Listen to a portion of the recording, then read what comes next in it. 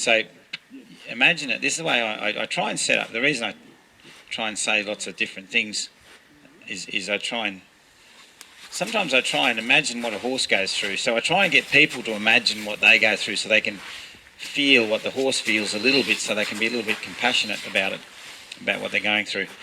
So, but there's something that what it feels like if I was to tie a bungee cord to that fence now, I would push him out. If I was to push him out, it's almost like tying a bungee cord to here.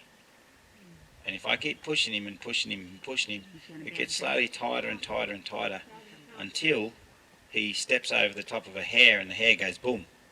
And then all of a sudden his feet free up and his mind frees up for that. Like his mind goes, and all of a sudden what happens once those feet free up? It's a fast track back to where he was tied up in his mind. So basically, the only way you can, or the umbilical cord, the only way you can cut the bungee cord, the umbilical cord, is get him to think out there and him to take you out there. If you kick, push, nudge, then one day he'll spook out there and all he want to do is come back here. Okay? Because he never thought about it himself or had time. So the horses that don't have confidence, it's pushing them out there.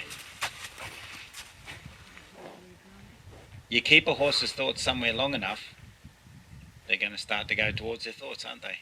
It's like curiosity kills the cat. The curiosity gets them. It's like if they look at a float long enough, eventually they're going to sniff it. If you stand a horse at a float for 5 hours and their mind's behind them, standing there thinking about the horses on the hill, they won't sniff the float. So if you bang the float and go, oi, and they go, whoop, then they'll sniff it. All you got to do is keep their thoughts on something long enough, and they might try and do something about it.